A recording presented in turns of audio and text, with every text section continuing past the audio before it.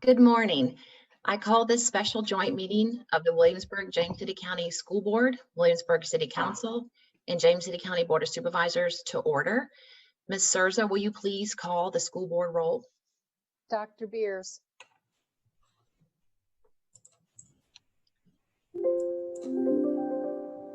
Dr. Beers. Ms. Cook. Here. Mr. Dowell. Mr. Dowell. Ms. Hummel. Mr. Kelly. Here. Mrs. Young. Ms. Ownby. Here.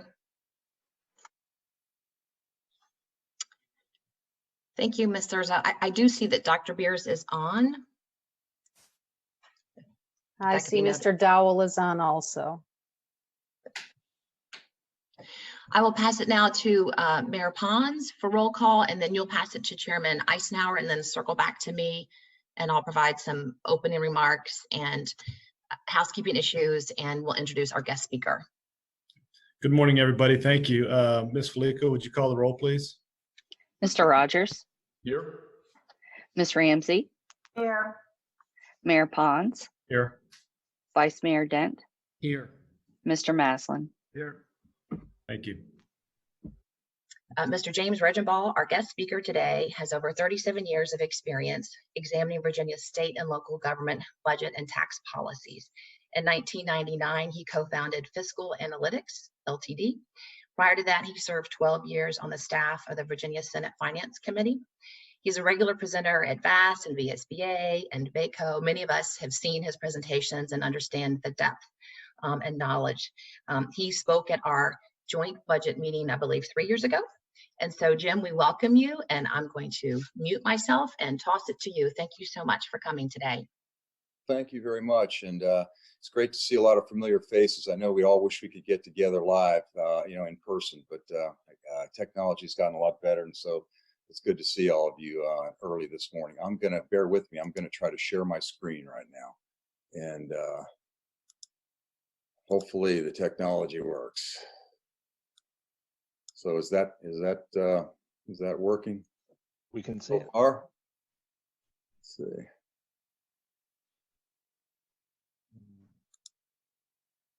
That would.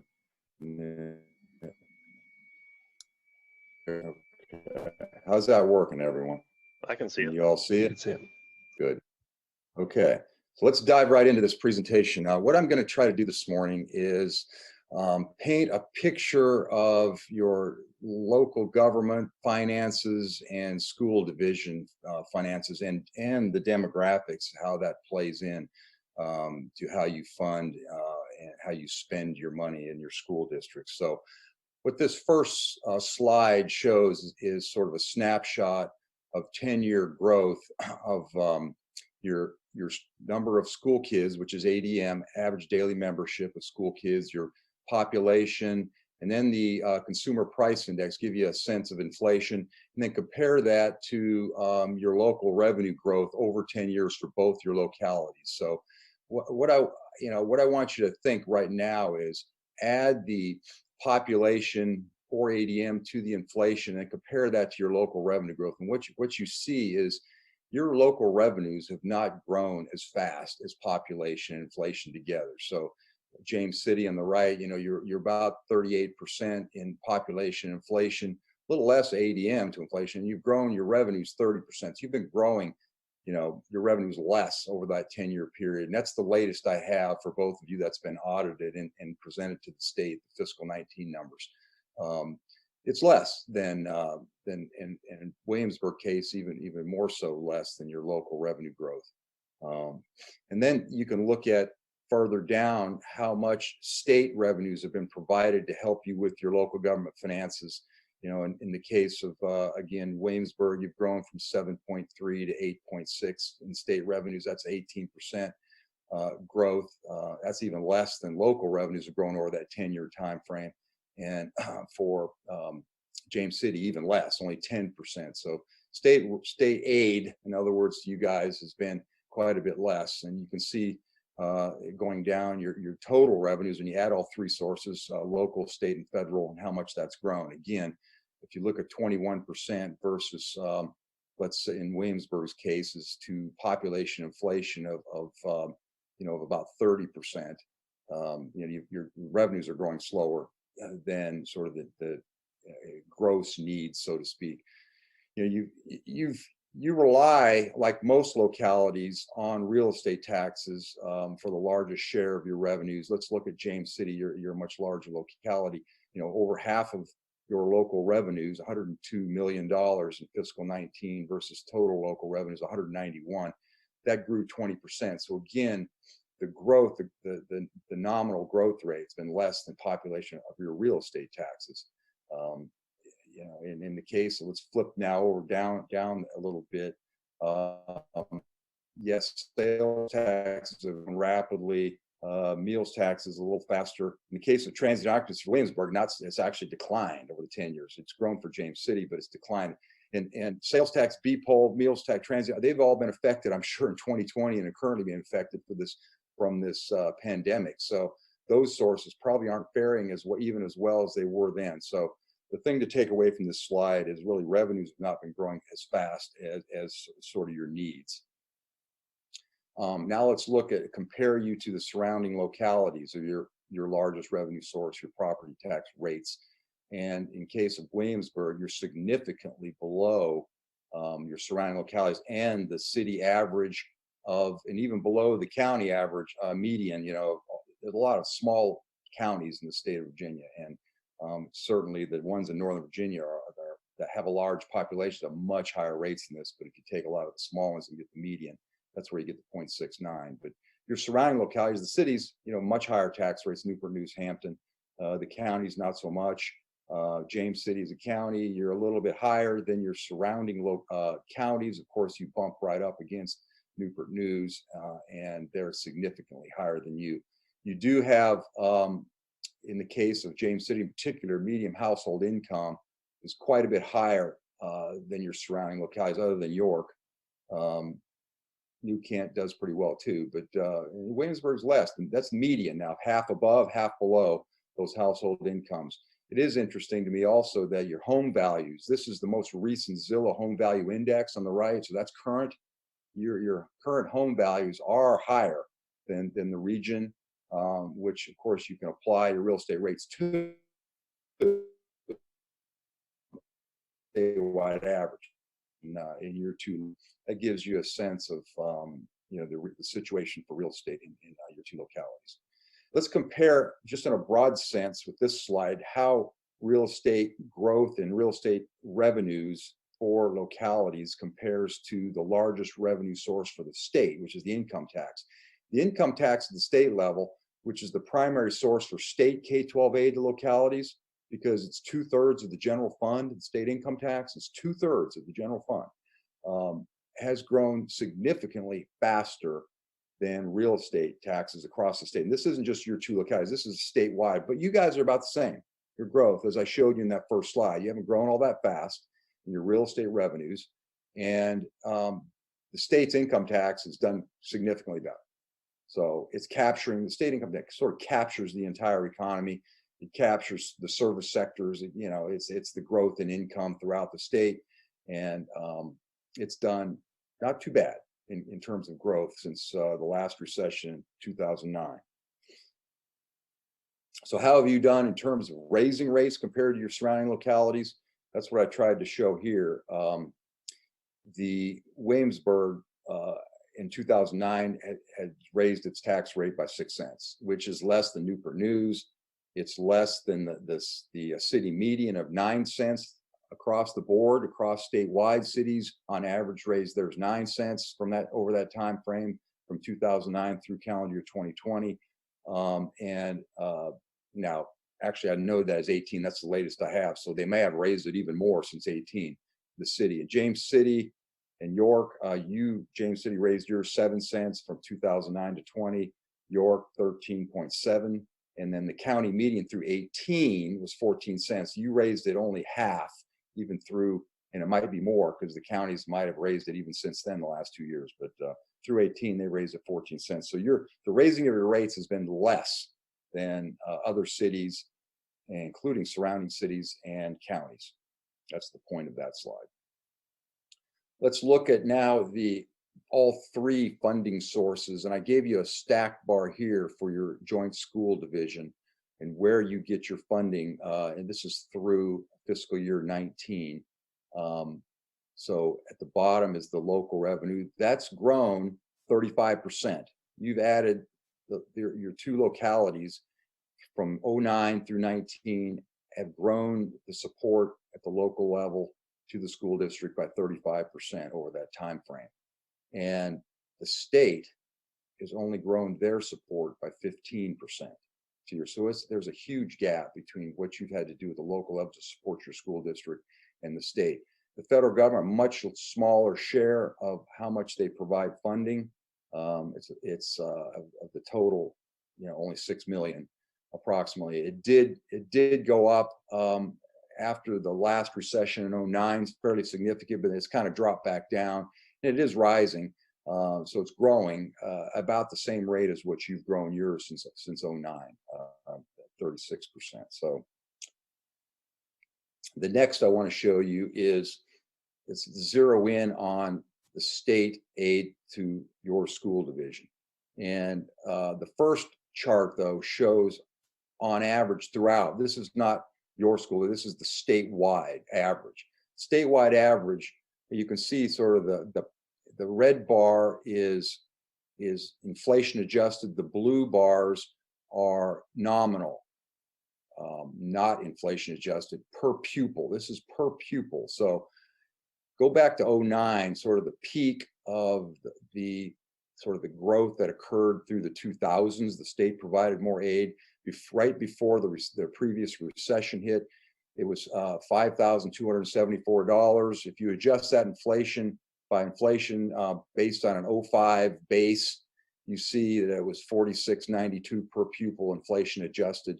And then you can kind of follow that inflation adjusted using the CPI and think of about 2%. That's what it averaged. It's actually been a little less recently. So it doesn't seem like very much, but it has an effect when you adjust even at 2% on average against what the nominal amounts are. Go to 2022. This is what was adopted in April, and it excludes the unallotted monies that they had to take out. So it takes that out. For example, they had teacher salary increases, they had some other things in there. That's been taken out. So because that's actually what was adopted. The point I want to make here is in inflation terms, and it sort of follows with that 15% growth I showed you only from 09 to in terms of nominal terms for James City, Williamsburg joint funding from the state. You'll see it's less than it is in 09. It's about $300 less per pupil inflation adjusted what the state is providing throughout the state on average to school divisions. So now let's look at WJCC and what the state has provided you. Because of your composite indexes, that's what the state, through this formula, and I'm going to go into that a little bit more and show you how that's, people are following along here. That the composite index determines how much the state will provide of the state standards of quality, the pie of funding they've determined that they will share with local governments and how much they pay. And so because you have higher composite indexes than the statewide average, both Williamsburg and James City, you get less state money than the state average.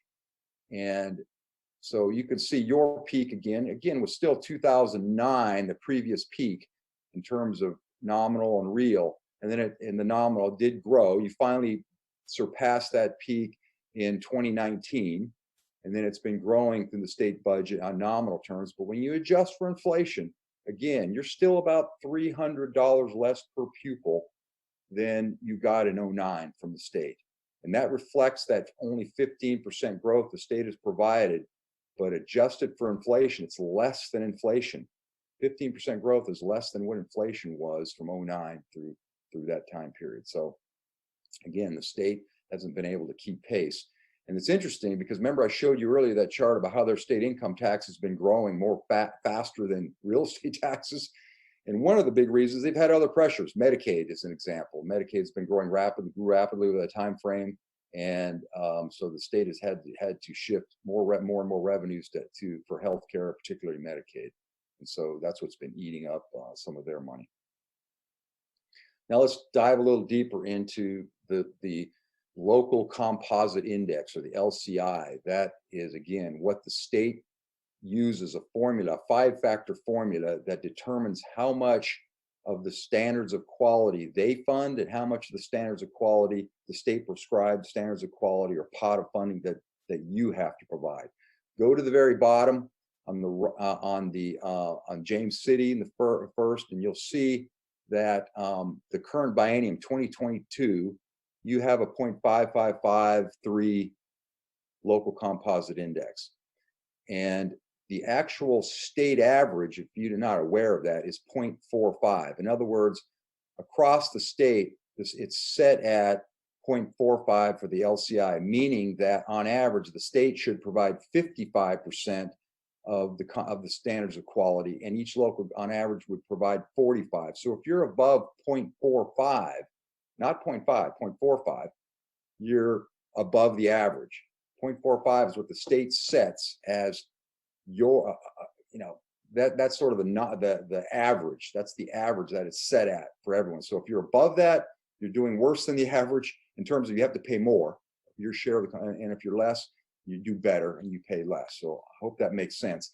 But James City is 0.55, and Williamsburg was capped earlier. They capped at the LCI. You can't get any higher than 0.8. The state will always pay at least 20% of the standards of quality, and locals pay 80%. That's the max, 80%. And Williamsburg was at that max until recently. They've started going down, and they're now at 0.7459.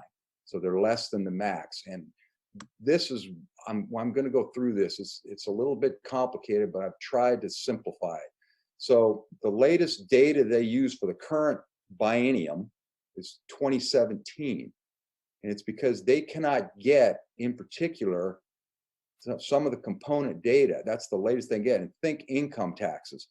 That's the last, 2017 is the latest filing of income taxes statewide they can use in their data, Virginia adjusted gross income. And that's because people extend their tax returns. They don't pay all by the deadline. They get extensions. And so by the time you collect that, there's a huge lag. And so the first item on that above left, go to the left, that's true value of real estate. That's the biggest numerator component of the composite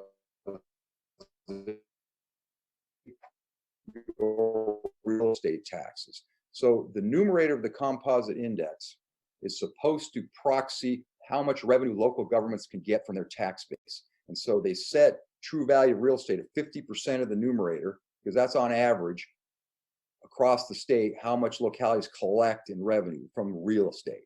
And they created this true value of real estate benchmark to compare everyone against. Virginia adjusted gross income, obviously what goes into your income taxes is 40%. And that's a proxy for all the other revenues you collect. It's sort of your income wealth of your localities. It's what people have available to pay their meals tax, their, all the other taxes, your transient occupancy, your B poll. They use that as a proxy. And sales tax is exactly what it is, sales, taxable sales. That's 10% of the numerator. So you have 10% of the numerator sales tax, 40% is adjusted gross income, and 50% is true value real estate. That's supposed to proxy your tax base. And so if you look across now, go to the numerator, the weighted average. So the weighted average would weight that 10, 40, and 50% averages. And if you look across for, let's say, James City, you'll see you're rising 0.994. That's percent of state. So James City is about 1% of the state in these categories. That's how large you are in terms of your percentage of state in these three indicators. You make up about 1%. Think Fairfax, they make up about 18% of the state in these categories. That's how large they are. But you are about 1%, but you're actually going up. That means you're getting richer. That's a simple way to put it compared to the rest of the state. James City is getting more, a greater degree of wealth, as calculated by those categories. And so that will tend to make your composite index go up. As you get wealthier through these indicators, your composite index goes up. And then go to Williamsburg. One of the reasons, the big reason is they're going down because they're getting less. They're getting less wealthy. They've gone from almost 0.2% of the state to 0.16. So you can actually do this kind of analysis yourself if you have a good handle on what you think, let's say 2019 is going to be. Now if you're growing rapidly, now you have to know everyone else in the state, their averages too, to actually calculate this. And so, but you can get a sense if you're growing very rapidly in these three categories. Now you got to go to the denominator too to get your comp. So if your population and your students are growing rapidly, let's say your students are going faster. Look at James City again. Your student count is going up as a percent of the state from 0.784 in 2007 to 0.836 in 2017. The same with your population. You're getting larger, your school compared to the rest of the state. That will push your composite index down. It does the reverse. As you get larger, you have more students, there's more population. The state recognizes and says that we're going to help you more. But your growth in your income and your wealth is growing faster than your growth in your ADM population. So if you go to the very bottom, actually, I have to take that back. It's growing. Your ADM is growing faster. So that's why you drop slightly. Your LCI has gone down slightly from 0.5668 to 0.553 because your population ADM is actually growing faster than your wealth is. And so that's driving your composite index down slightly. Does that make sense, everyone? And you look at Williamsburg, their population ADM is gone up slightly too, but not as fast as they've been dropping in wealth.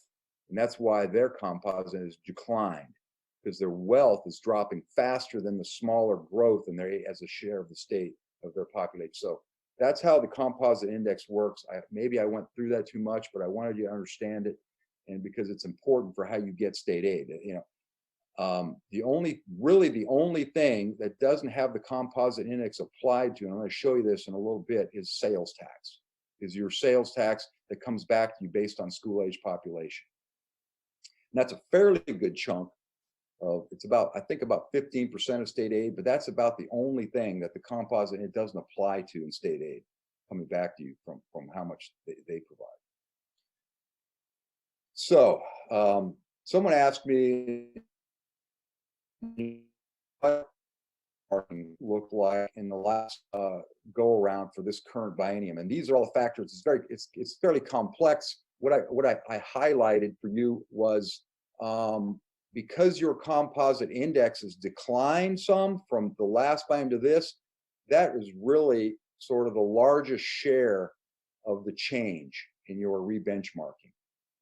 For 21 and 20, it was about a little over $1 million. Biennium $2.2 million. The total rebenchmarking for your school district was $8.4 million from rebenchmarking efforts, and that's rebenchmarking. To describe that is resetting what the state standards of quality do. It increases the standards of quality, and think of inflation. It's trying to adjust the state standards of quality for inflation, and it's inflation for your personnel, for how much teacher salaries have increased in prior years, how much you've paid, what the prevailing salaries are, and then what costs, let's say utilities have gone up through inflation, but it also takes into account the composite index change. And so about a quarter of yours was due to the composite index. Another $3 million for the biennium out of the 8 was for inflation rates for non-personal costs. And I just described some, utilities, building costs, other things that go, supplies, things that go into your school district. That was rebenchmarked up by $3 million total. Usually in prior history, rebenchmarking is the biggest share was for prevailing salaries. But teacher salaries have been pretty daggone flat. And so the rebenchmarking for prevailing salaries was pretty low, only 700,000 out of that total. If you went back, 10, 15 years, that would have been the biggest component of the re-benchmarking is salaries going up, but salaries haven't increased much for people recently in the school districts. So the re-benchmarking hasn't gone up that much based on salaries. So it seems like a lot, 8%, and it is. It's more than the statewide average. Your 8% biennial re-benchmarking increase was more than the 4.9 average for the state. But the reason is, in the main, is because your LCIs in total went down. And so you benefited from that. But remember, the statewide average is always 0.45. Everything gets rejiggered around 0.45. So that's almost zero statewide always. Re-benchmark for LCI is almost basically zero. No change, because it's re-benchmarked around the 0.45, but not individual localities, which change. So here's how you get your money from the state. And this is really the standards of quality. There's three other accounts beyond the standards of quality. They're called incentive. Think of at-risk add-on. Think of the Virginia preschool initiative. The 4-year-old preschool is in that, and the lottery funding. Those are not actually part of the standards of quality, but everyone gets money, and everyone has to, everyone also, for the most part, there's matching requirements, but not all, but for the most part, especially lottery, not all of it you have to match now. But so you can see the amounts that are allocated to James City and Williamsburg through the state formulas. You can see basic aid is the largest share of it, but sales tax is significant. And you can see that NA there, that doesn't go through the composite index. So there is no required local match for your sales tax based on school age population, as I said earlier. But you can see the RLM, required local match, or RLE, required local effort, same thing. That's what you're required based on your composite index to provide to the school district for getting that state aid. That's what that is, RLM. Think of the composite index requires you to provide that to get that state amount. So James City is required by the state to provide 43 million to get that 50 million for fiscal 21. Okay, that's your requirement based on the state budget, what the allocation accounts were. And the same for Williamsburg. Because of your high composite index, look at the RLM for basic aid as an example for Williamsburg. Because they have that 0.74 composite index, they get 1.2 million from the state, but they have to provide 3.6 because they have that very high composite index. Okay, and you can see the same with James City. Basic aid, you get 23.6. You have to provide even more than 50% because you have a 0.55 composite index. Okay. So hopefully that makes that ties composite index through these state funding formulas. Now, so that begs the question, how do you guys look in terms of what you actually provide? Remember, I said that previous slide was what you're required to match, but almost every school division provides more than what they're required by the state, because the standards of quality are really a minimum. That's a minimum requirement that the state makes you do to provide your school. Every school division says we got to put more money in than what the state requires. It's not enough, the minimums, to actually run our school division. And there's a lot of reasons. I've discussed these before. The standards of quality don't recognize, for example, a lot of your personnel. They don't recognize most of your teacher aides, as an example. They don't recognize most of your assistant principals in their formulas. They don't calculate, your actual teacher costs in the prevailing salaries, because prevailing salaries used at the state are statewide averages, and they don't reflect every school division what they actually do. And it's also lagged in time. It's based on a prior years and not up to date always. So the standards of quality are minimum, and every school division goes beyond it. They don't recognize all their personnel and all their costs, the standards of quality. You, in terms of James City, you actually provide 81 in 2019. This is not 2021. This is the latest data I had. You provided 81.6 million to your local for just operations. Doesn't count capital if you have any capital, debt service needs. But 81.6 million James City provided to the school division. That was more than double your requirement. 115%. That was 43 million above the 19 RLM of 37.9 million. You're now up to 43 and 21. But in 2019, your required local effort was 37.9. You put in 81.6. So you were 43.7 million above what you were required to put in by the state. And you're not alone. 46 school divisions, many large ones, put in over 100% of their required local minimum, required local effort. Required local match. So Williamsburg, not so much over. Not totally clear how your school division operates, but you can see the stats at the bottom, who does what. I can tell you, maybe now's a good time verbally to say this to you. Some other school divisions that are above the 100% include Spotsylvania, 115% above their required local match. Hampton, 111%. Harrisonburg, 117%. Newport News, 107%. So two of your surrounding localities, well over 100% too. Virginia Beach, 134% over their required local minimum. I picked those out because all of those school divisions I just mentioned have similar per pupil total expenditures as you do, WJCC. They're in that 11,500 to 13,000 range. You guys, the latest I had was 12,500 per pupil expenditure. All those other ones I just mentioned were similar per pupil costs. Some a little lower. In the case of Harrisonburg, a little higher. You were at the little higher end of that range, but all sort of similar. Required local minimums, and so I thought you might find that interesting as well. Now let's look a little more closely at pay and the state average and two surrounding school divisions that are right next to WJCC. So go back to 2009 on the left. You're the blue bar. Newport News is red. York is light green, and the state average is the purple. You were actually above all those categories in 2009 in terms of in terms of instructional pay, which would include your principals and your assistant principals as well. You now look to go to the middle 16, they started catching up. Statewide average actually passed you. And in 2019, the statewide average is significantly above your school division in pay, statewide average. Newport News is actually now above you. They were significantly below you in 2009. They're now in 2019. I don't know what it is in 21. You'll have to, use your own data for that. I only had it for these total statewide.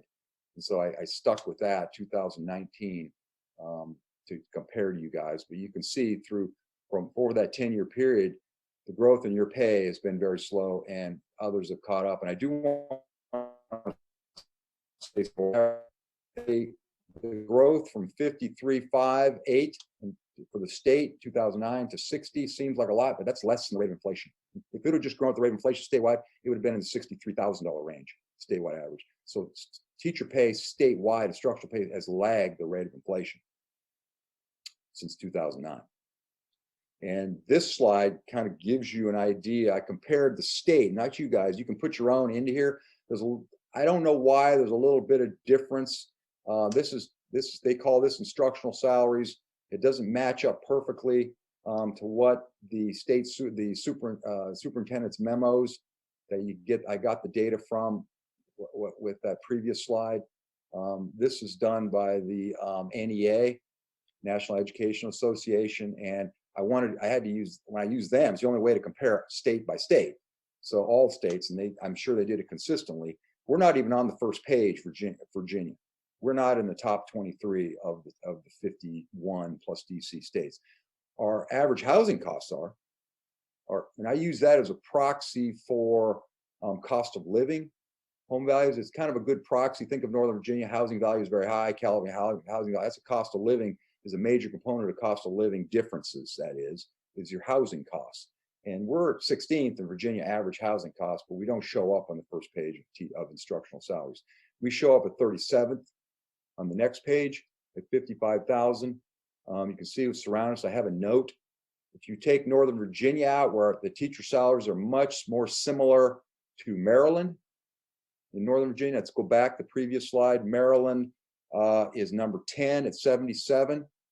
That's where Northern Virginia is, and think Arlington, think Alexandria, Loudoun, Fairfax, in particular, they're much more similar because they're competing against Maryland for teacher salaries. They're much more similar to Maryland.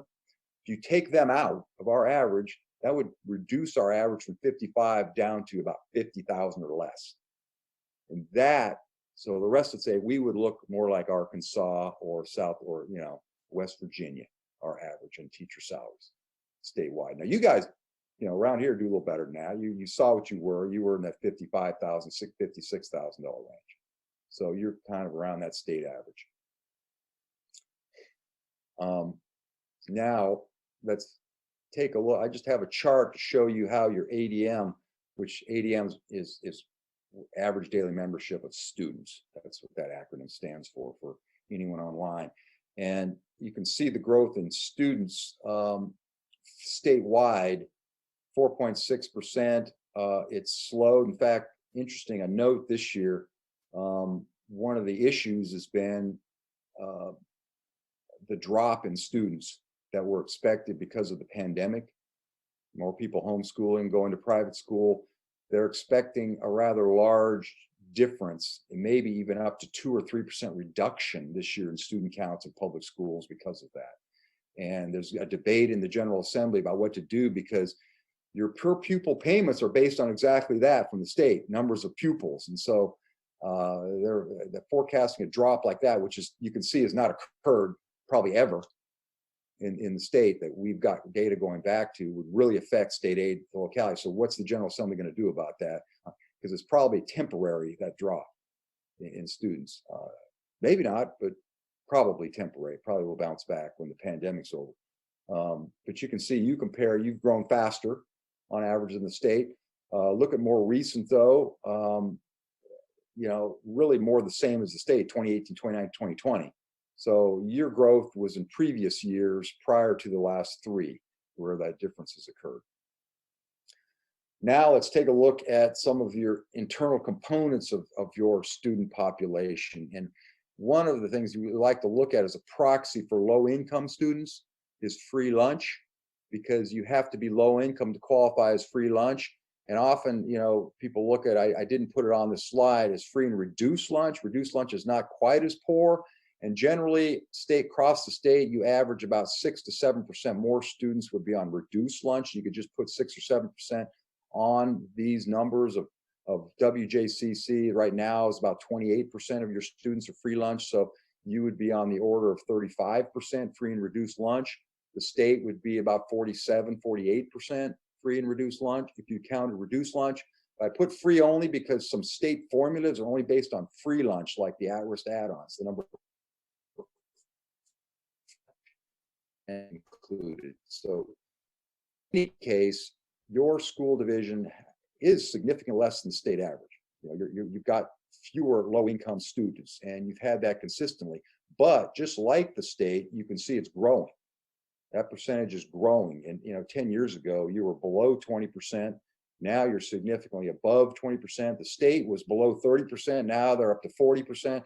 So statewide, the number of low-income students in our public school system has been growing, and it's been growing consistently. So that's a cost. There's cost to that, and there's more difficulties in educating disadvantaged students, clearly. So that costs money. Now let's take a little closer look at disabled students, not low income, but students with disabilities. And you can see that you were pretty stable in your school district until it started growing after 2015. Going across the colors, autism at the very bottom, that's been growing. I went from 149 to 218 students in 2020. Developmental delayed students, 145 to 259. The other health impairments, there's many of them, I'm sure. This is how they categorize it, so I don't know what these are. That went up, 70 students as well. The learning disabilities went from 380 to 522. Speech and language impairments actually went down. And all other went up slightly. So you can see the first four at the bottom are the ones where you got your growth. And autism clearly is a statewide phenomenon. I will say this, that your growth of 26% since 2015 has outpaced the state. And I put that note at the bottom. Statewide, disabilities currently are 14%. You're currently 15% of your student body. So you're roughly the same, but you've grown a lot faster than the state. You've grown double over that 2015 to 2020 timeframe in terms of disabled students of various types since the state. State grew 12% since 2015. Numbers, you grew 26%, as I have in the title of this slide. So I hope that you can study that a little more when you get time, but I hope that gives you a little flavor for your student body. And then this is the homeless students, and I apologize for not adding a little comparative detail to this slide, but I did some actually over the weekend. And you have an interesting difference here. Your surrounding localities are all sort of at the state average of homeless students, which is less than 1%. You know, your surrounding school divisions of York, Gloucester, Newport News, and Hampton, I looked at them, they're all less than 1% in homeless students. And the average of statewide is 0.7, and they're 0.7, and basically 0.72 in surrounding localities. You're 2.3% of your student body is homeless. So you're about 3 times relative terms the number of homeless students in your school division than you have surrounding you or statewide. So you can make a note of that, because that is a difference. And I'm sure there's costs associated with that, having to help educate homeless students, maybe particularly now, you know, having to get access to broadband, things like that, and also school meals. So there's interesting, and not in a good way, but issues having to do with homeless students, and you have a bigger issue with that than your surrounding localities or the state. So in summary, I've gone through less than an hour. So give yourself some time to think about, ask questions, but let's just summarize. So your local revenue growth basically hasn't kept up with your population and inflation. And you haven't raised your property taxes as much as your surrounding localities or the statewide averages over the last 10, 12 years. You've raised them, but not as much as to keep up, to keep pace. Remember, I showed you that statewide chart where real estate revenues in general at local level have been growing nearly as fast as state income tax, their largest source. But the bottom line is it hasn't been keeping pace with your demands, your population inflation demands. You do have higher housing values in surrounding localities, but your real estate tax rates are generally lower than the surrounding areas. You are higher in James City than the counties, but much lower than the cities. In the large cities, state funding has not provided the support that would have helped keep pace with those demands, and it's reflected in teacher pay. The state, for example, has only put into their budget since 2009, the last 12 or 13 years, only 5 times have they had teacher pay increases built into their budget. They did have it for this biennium, but it got removed in the unallotment in April. It is a priority for them. I know that there is more revenue. They've said, as in language in the just adopted special session, that if there's more revenue than expected, they're going to try to find room for teacher salary increases. So it is a priority for the state, but they just haven't been able to do it much over the last 12 years, only 5 times.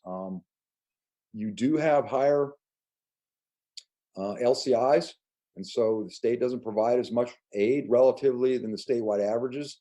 You know, you're 0.55 in James City and 0.745 or so in Williamsburg is higher than statewide averages of 0.45. And so you get less money from the state for your share of the calculated standards of quality. James City also in particular is in the top tier localities, exceeding your local match requirements. You put a significant amount of money above what's required. As I mentioned, your salary increases, though, still, even with that money being put in there, have underperformed the region and statewide average growth since 2009. You do have fewer free lunch students, which makes it somewhat easier than the averages around the state. But you have more homeless students, and you do have relatively more disabled students than statewide average, and you've been growing faster in that category. And as I said, you can add that whole homeless category to the summary as well. You have more there. So that's the picture I've tried to paint, not a policymaker, but just trying to paint that picture for you so you guys know where you stand. And I hope that helped. Happy to answer any questions. Thanks, Jim. That was a lot of information, and I think it's helpful for all of us to understand the nuances that reflect our community, which is very different than even our next door neighbors. And I do want to open up for questions. I wanted to thank our General Assembly members who I think logged on slightly after roll call. I know, and I'm not looking at the Brady Bunch screen right now, but I saw both Senator Normand and Senator Mason and also Delegate Batten logged on. And I know 2 school board members were able to log on after roll call as well, Ms. Hummel and Ms. Young.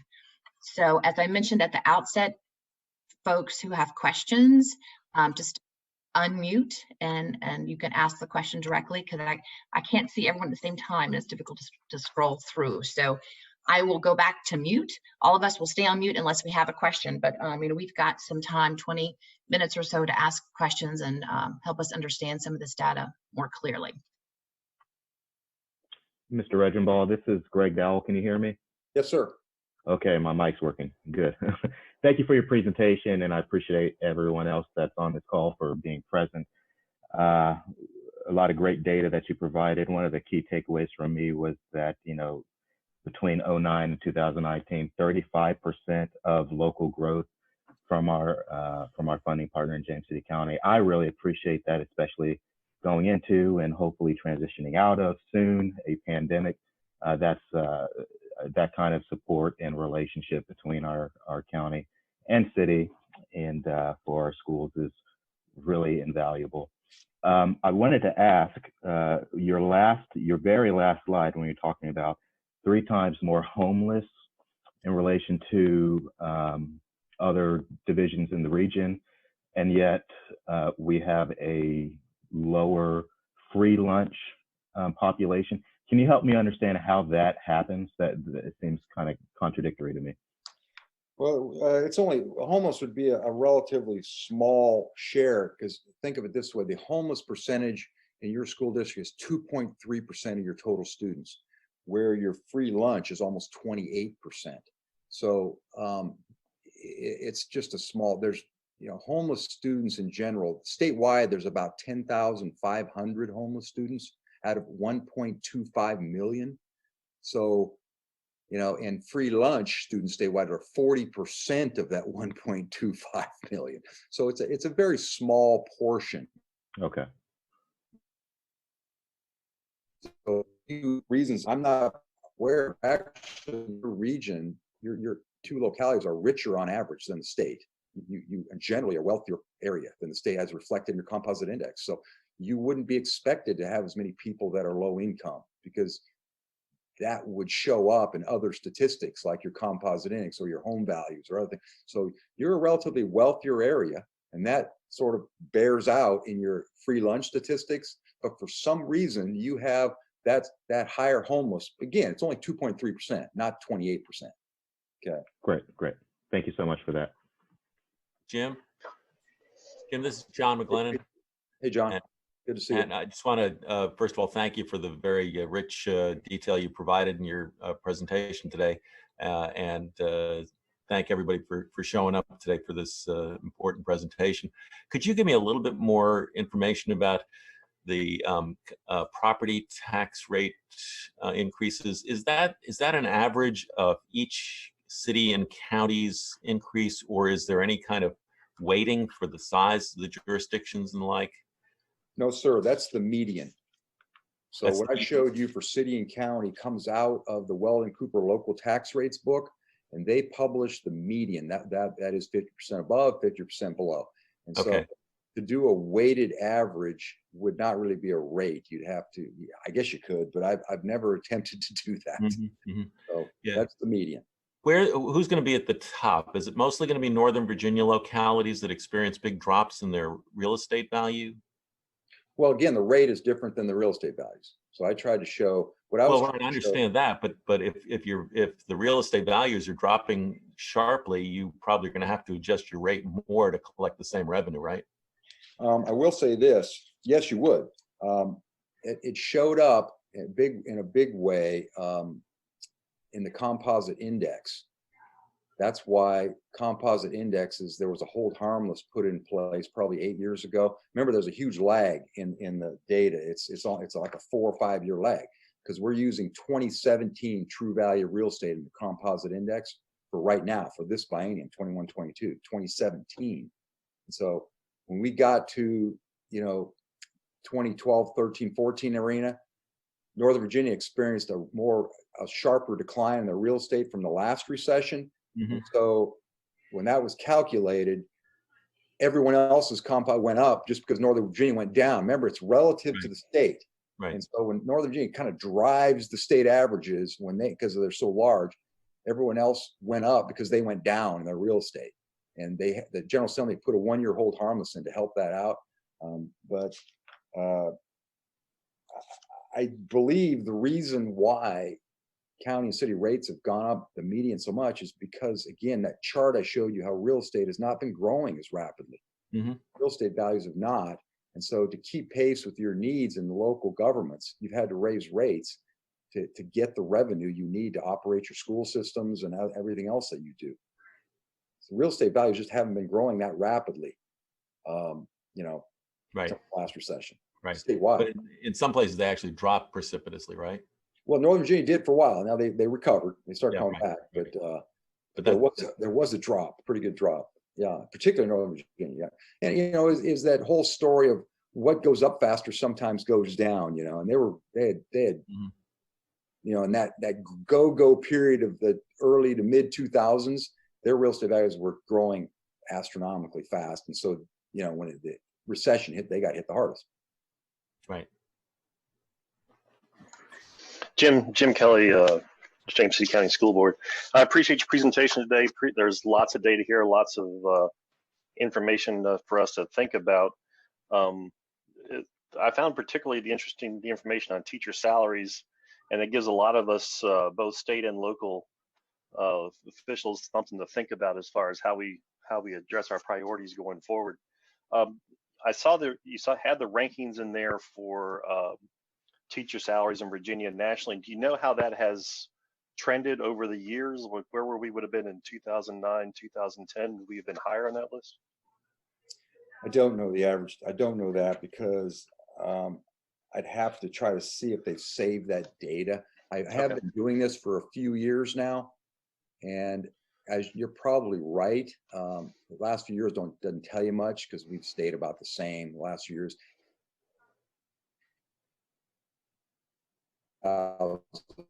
And look at their survey, and that's a good point for me. I'll try to do that. I have not. My guess is because the state had a period up to 2009 where they were putting more money into the K-12 arena, into teacher salaries. In fact, we raised because we didn't do too well up until the 2001 era, and JLARC had come out with a report back then, sort of detailing that. And that was what prompted Governor Warner to press for the sales tax increase in 2005 that then pumped money into the state, and the state used that to help bolster their K-12 aid, which unfortunately all came to a halt in that recession in 2009. So yes, the state was doing better up to 2009. So I imagine we would have looked better because of that, particularly that tax increase that occurred in 2005. Sure, yeah. And I lived through that 2010, 11, 12 budgets, and that was not a very pleasant experience for sure. And other part of your presentation, the local effort. I obviously appreciate the local officials and their contributions towards our school system at the 115% of RLE. That's really appreciated. And as we read across the state, we have seen, as you point out here, student increases. We've seen a lot of divisions who are reporting significant decreases in their population, and I think that we're no different than that. We're going to show that. But I really believe that's going to be a blip. It's going to, in a year or two, that is all going to recover, and we're going to get all those kids back plus a percentage. And so it's, but it'll be interesting to see how quickly that all recovers. And I do also appreciate your pointing out the free lunch and the disabilities. One thing which is not included in there, which also is a significant driver to us, is English language learners. I think there's a lot of cross connect of that with the free lunch and the disabilities, and a lot of students are falling into all three of those categories. But English language learners are also something that we're seeing a huge growth in, and is going to and affects our budgets and our resources required to meet the needs of those students as well. So, but I thank you for your presentation. Lots of great data here, and lots for us to think about. Yeah, that's a good point. The English language. Yep. I should have done that one too. Reginald, Doug Pons, City of Williamsburg. Thank you for the information. Certainly a lot to take in, but certainly a lot that helped educate us as to how the funding formulas work. Given COVID and the impact that it's going to have on our economy moving forward in our budgets, am I correct to assume that with the decline in sales tax revenue, both rooms, meals, and sales tax, that our LCI numbers may drop, which would then, according to the funding formula, call for more state funding from the state? Is that an accurate assessment? Well, I will say for the next biennium, let's just point out the next biennium, it's not going to reflect any of this. It'll use 2019 data, not 2020 or 21. So we're in a biennium 21, 22 using 2017.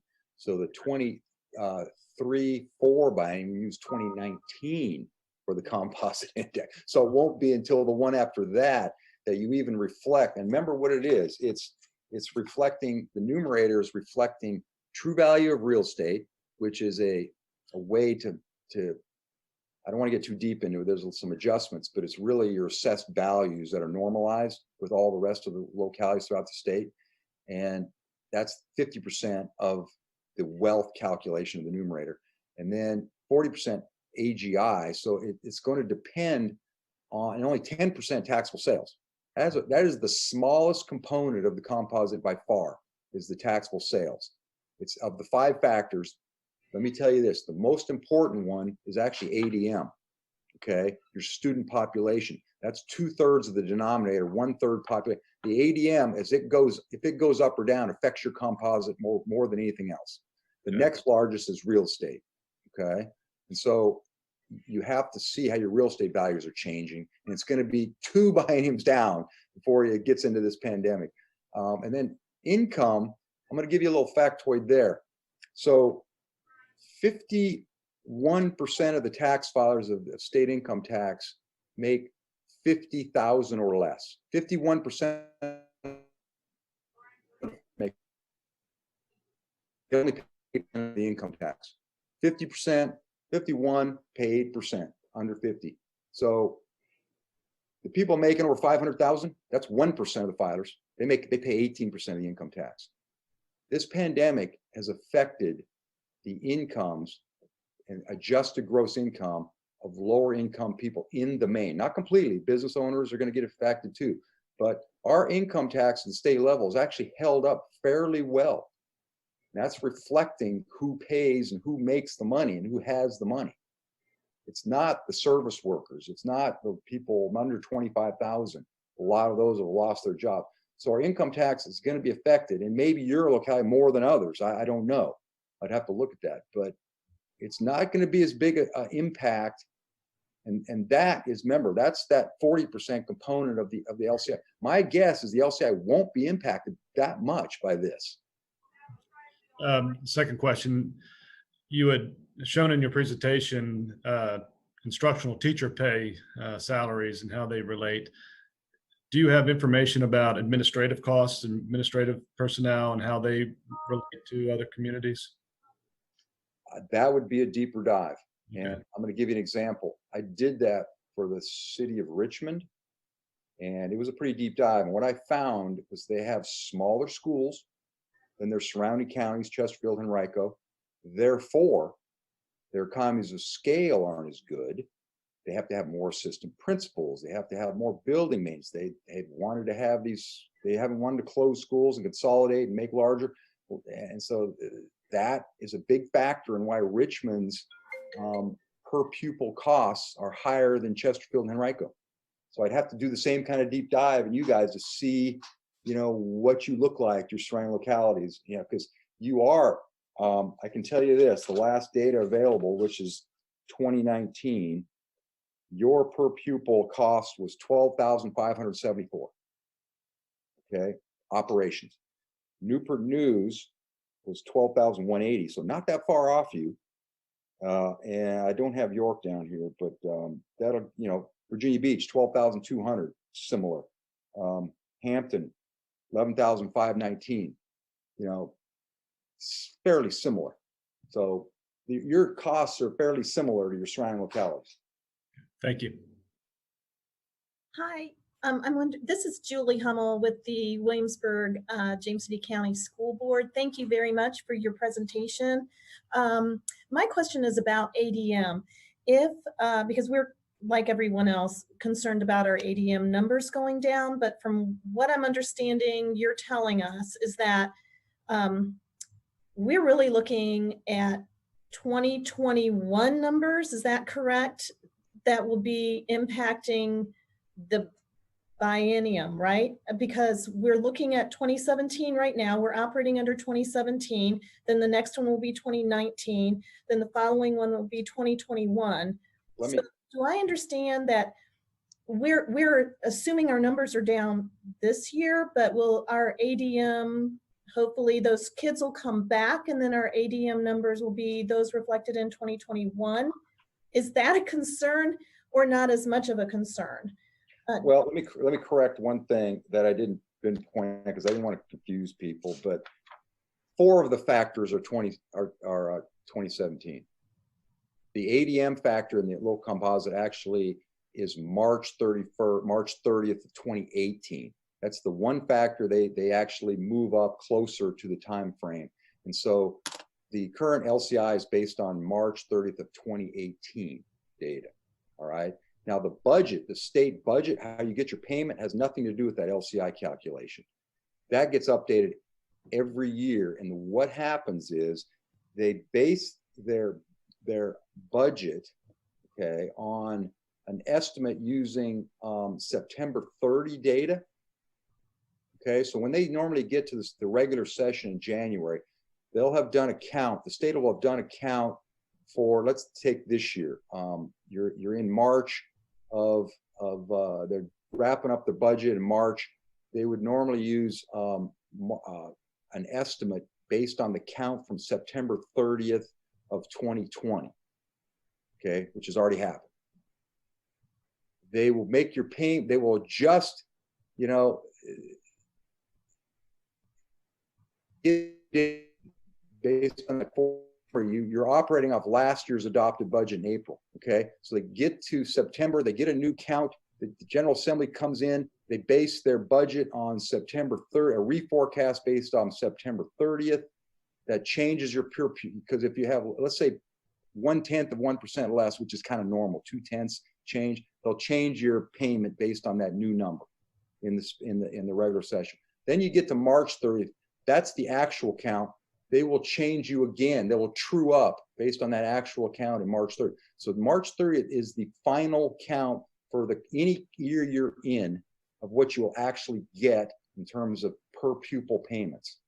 So the problem this year is that, unlike previous years, there's going to be a huge change from last year's adopted budget in the count September 30th. We actually haven't received that yet. I've called DOE. That does not get disseminated to everyone until the governor's introduced budget, December 18th. Now, maybe they internally know it, but they don't release that to at least me until the introduced budget.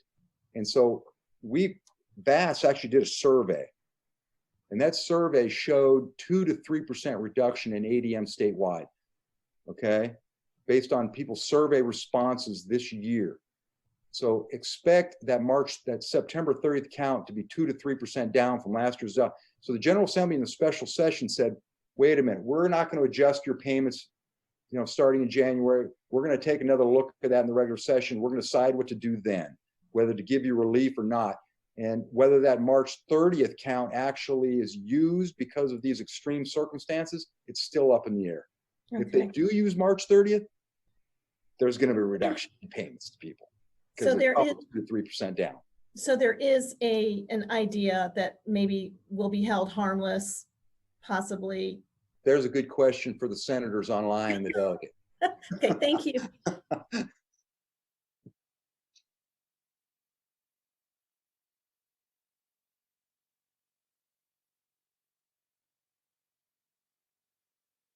Hi, it's Ruth Larson from James City County. I wrote several notes. I just thank you so much for this presentation.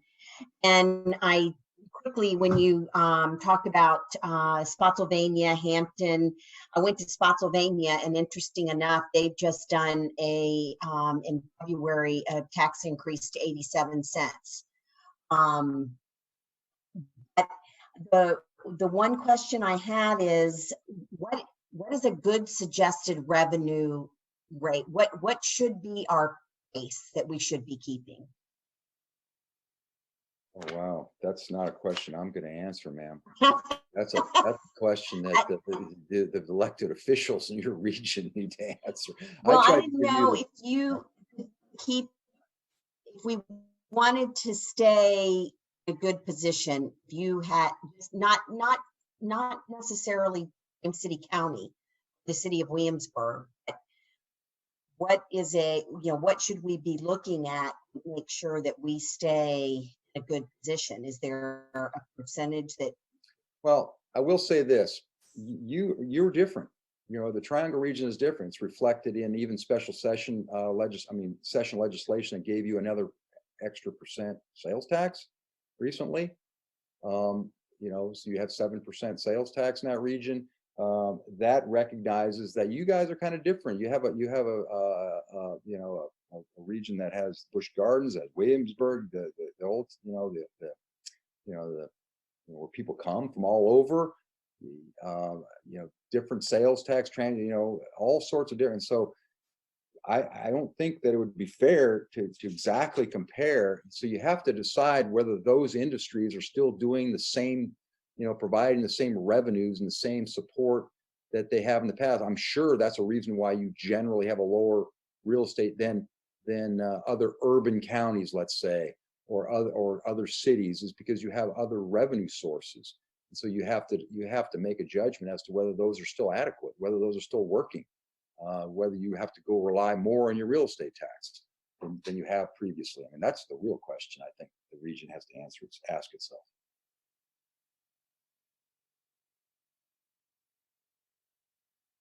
I think her screen is locked up, so that's why she hasn't responded.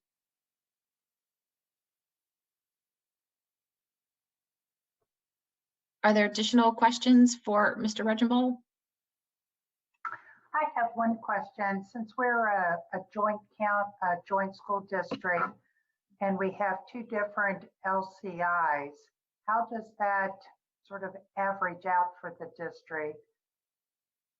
Including the fact that Williamsburg has a contract with to pay a certain percentage of the overall local. Well, I think you can get a basic sense of the impact of your LCI by looking at the total amounts there. Trying to turn to that page. What was that? Got a hard copy. So if you look at the funding sources, it's about 10 to 1, roughly, Williamsburg versus James City. It's about a 10 to 1 impact. So, Williamsburg is not huge. And so their high composite index, let's say your difference is, rule of thumb is 55 to 75. That's 20 points to, divide that by 10, it has about a 2-point impact on you guys. So it's about a 10th of that difference. And there's a way to look, and I'm going to give you I'm going to dive a little deeper here for you. Okay.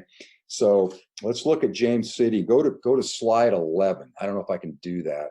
Can I go back to my shared screen? Is that possible? I will. You just need to reshare it. Okay. Can you guys see it? Can you see the shared screen? Not yet. Cannot. Okay, well, I don't need to do that then. I can just tell you. So if you have that hard copy in front of you, if you add the total funding, James City on slide 11, the 50 million and then the 43 RLM, you add those together, okay? Add those together, that gets you 93 million. Then subtract out the sales tax. Okay, and there's probably a little bit more you check. So that's 13 million. So that gets you to 80 million in James City. All right. 80 million. Let's take out that's good enough, rule of thumb. You probably take a little bit more because there's some categoric and lottery money that doesn't go through a little bit. Let's say 80 million. So you divide 80 million by 100. That's all you got to do. Divide that by 100. That's actually, so you're saying 100 points. So 80 divided by 100 is 800,000. Each 1 point change in your LCI in James City costs up or down is worth $800,000. Okay. So if you go down by a point, you're going to get 800,000 more from the state. If you go up, you're going to lose 800,000. So you can do the same for Williamsburg. You just add those two together, just do them. It's about 11 million, subtract. So, you know, it's a little under 10 million. Let's call it 9 million. They're 90,000 per point. You're 800,000, they're 90,000. Okay, does that help? It does. Thank you. And thank you for the presentation also. Mm-hmm. Very helpful. Hey, Jim, it's Monty. Thanks for this. Back to the teacher salary averages, you said ours was about 60,750. 60,750. But then in your NEA data, you showed 55.6, which put us at 30. And I know they're different. You know, I know you were grabbing from different data sources, but 60,000 on the NEA slide would put us at 23, 24, 25, yet you showed us at 37. How do we get a handle on that data and what should we use? And, you know, because you always hear different numbers. And if we're trying to target to get us in the upper third, upper half, those, you know, that number is 8% difference. So that's pretty significant when we only increase at 2% a pop. That's a great question, Senator. Good to see you. They probably are only using teacher salaries. This instructional salary one includes the principal, higher paid principals, assistant principals, etc. That's probably the difference, but I agree with you 100%. That needs to be fleshed out to find out why they're saying. I think I tried to do that a year ago. And I had a hard time figuring that one out, but I'm going to try again because I think that's a great question. But I think that is the reason they're using basically teachers, and this instructional is including the principals, assistant principals, etc.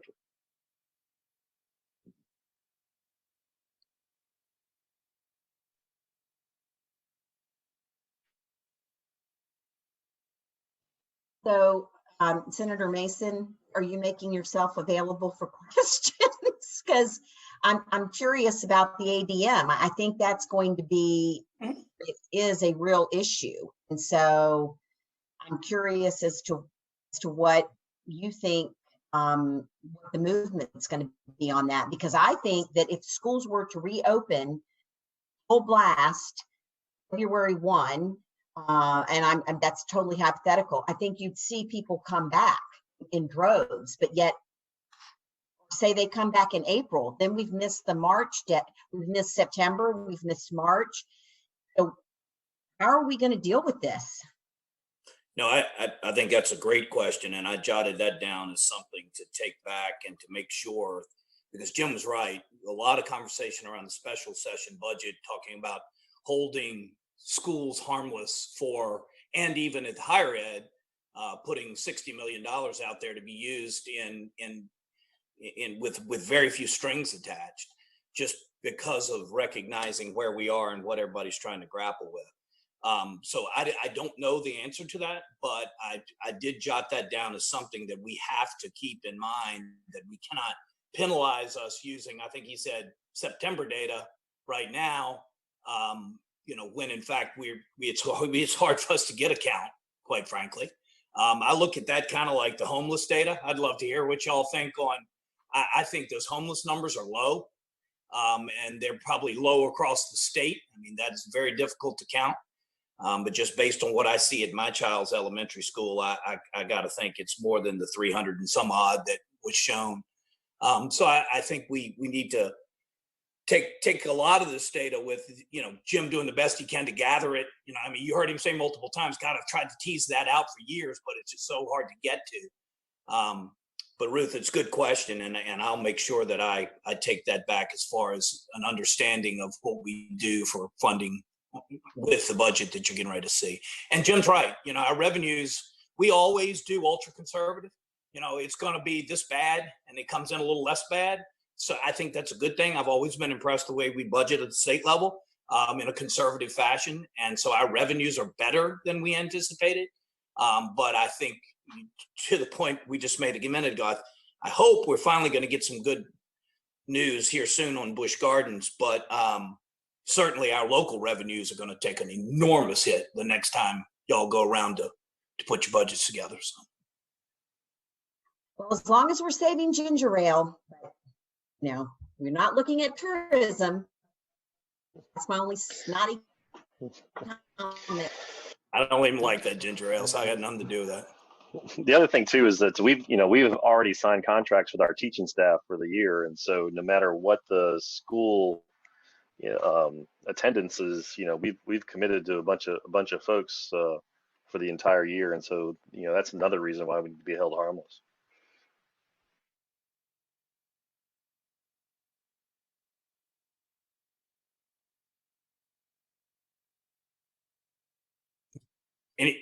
Anybody else for me? I think I'm the sole remaining legislator. Good morning, Senator Mason. Just one quick point of clarification. This is Oldham Superintendent. Good morning, everyone. We are down about 580 students. It's about 5% of our student population. And so if we're based on the current ADM, we would lose 1.7 million from the state, just to give you some local context for our numbers. And that's our preliminary data still to be validated by the state. So we've more greater than the average that Mr. Regimbal mentioned earlier of 2%. We're about 5% down. And how do we grasp that number? How do we are those just students that haven't shown up online, or how do we get there? Mostly kindergartners who didn't come to school this year because of the pandemic. 130 are in kindergarten alone. And then just a variety of sources outside of that, from homeschooling to private school to, we had a significant number went to, K12.com and are actually enrolled in other school divisions and doing online learning through them, which was a low that has impacted us greatly.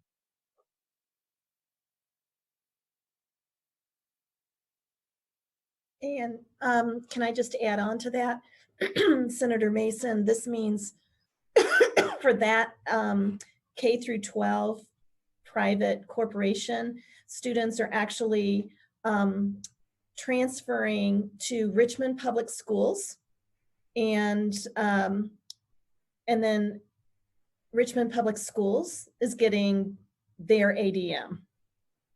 So ADM is being taken from WJCC school system and being transferred into Richmond Public Schools. So it's something that I think we should look into a little bit. Yeah, definitely. That's certainly a loophole in the law that allows people who are residents in Williamsburg and James City County to be quote unquote attending Richmond Public Schools and Richmond getting the benefit out of that. And then if I could just clarify too, Senator Mason, so we know which students left because they request transcripts. So we know that the kindergartners who didn't register, but then the other students request to have their transcripts transferred. So we know where they're going. Can I ask a question? If we're sort of more or less finished with Jim's excellent information and presentation, about two things. One would be the question of what's the impact of the return to school plan on personnel needs?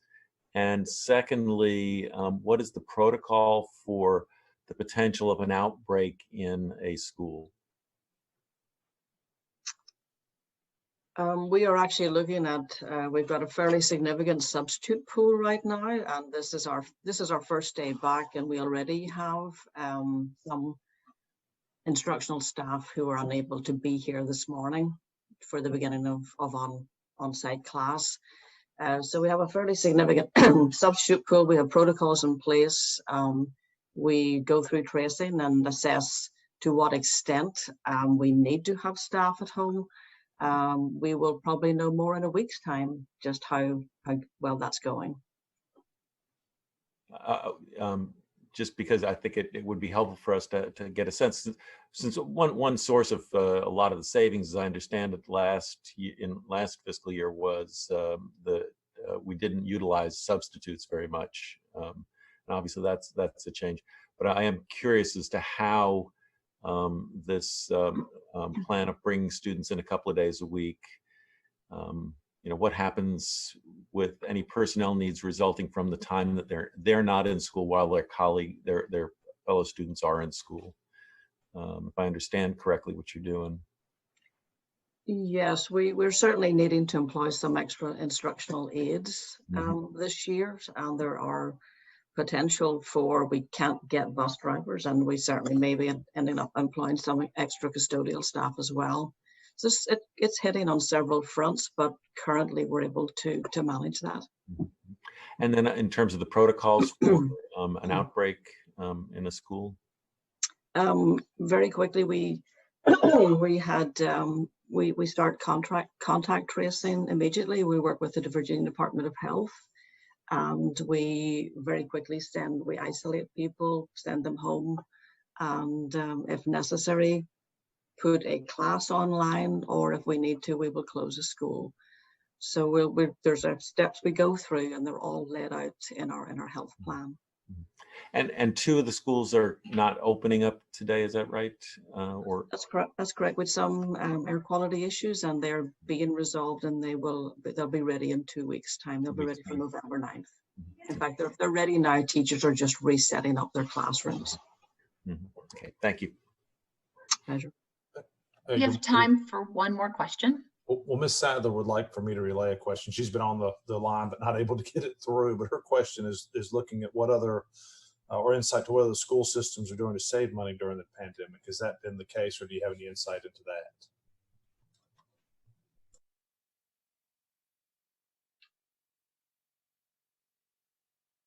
that? Mr. Stevens, was that for me or Mr. Regimbal? I don't know who might be most qualified to answer that. So I was hopeful maybe one of you might have some insight into what's going on across the state that would help with cost-saving ideas. I can certainly say locally, we didn't employ a lot of staff at the beginning of the year, and there were some savings there. We actually reassigned staff to different duties, and we furloughed some staff at the beginning of this year. So all of that saved money on the front end, which allowed us to hire extra staff now. I have no information to help you with that, really. It's all anecdotal.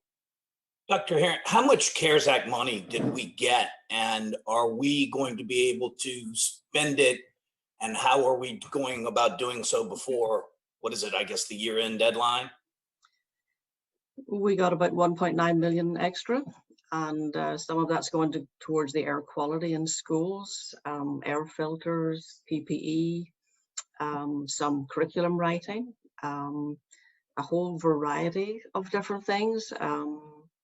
Even we're looking at extra staff to have a long-term sub in every school, so we can deal with some of the absenteeism as it arises as well.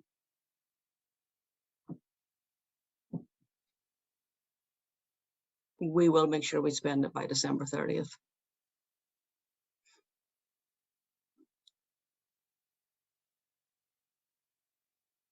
So we are right on the 9:30 hour. I appreciate the questions and all of the information and all of our funding partners and legislators who were able to come. And I know that everyone was very much appreciates your devoting some time to understanding budgeting nuances, but I did want to respect everyone's time and wrap this up. So we have, maybe one more minute. We could do one final question, and that will be the last question, and we'll sign off.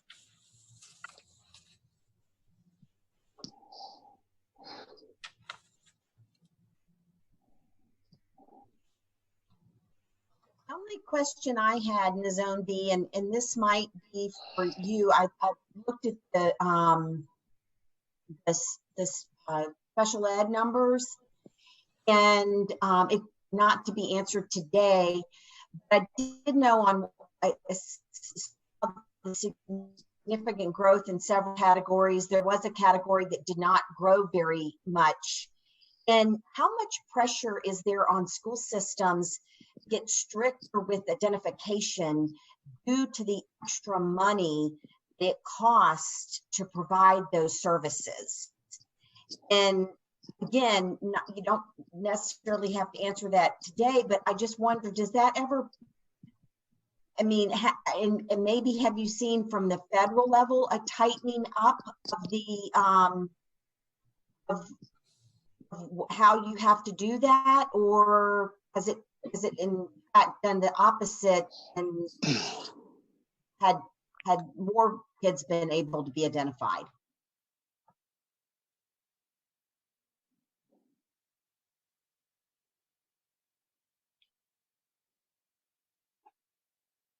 Sorry, I couldn't get my mute off. I'll respond, and then I will maybe punt it to Dr. Herron.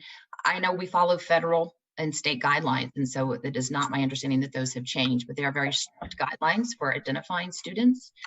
And then I will punt it to Dr. Herron. You can possibly add some more. Basically, that's it, Ms. Homeby. We follow the guidelines very, very carefully. We do have a high students with disabilities population. We have and a lot of those are military families as well, who actually choose to come into our area because of the excellent services that we offer.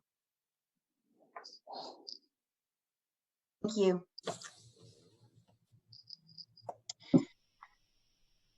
So with that, I thank everyone for attending. And I know Dr. Herron's going to have a busy day greeting our students face-to-face for the first time in what seems like forever. So I appreciate this. And with that, we'll all sign off. And again, we can go back and look at this later. It will be posted to our board docs, and you can review what we've learned today. I think we should do it. I know the city would like to do a roll call to adjourn the meeting. Yes. Sandy, would you call the roll, please? Mr. Rogers. Aye. Ms. Ramsey. Aye. Mayor Pons. Aye. Vice Mayor Dent. Aye. Mr. Maslin. Aye. And for James City County, if Mr. Stevens, if you'd call the roll for adjournment, please.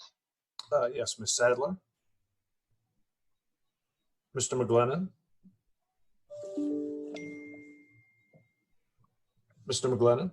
I see you saying aye. Mr. Aye. McGlennon. Aye. Ms. Larson. Aye. Mr. Hippel. Aye. Mr. Eisenhower. Aye. Thank you. And I adjourn this Williamsburg James City County School Board meeting. We are adjourned.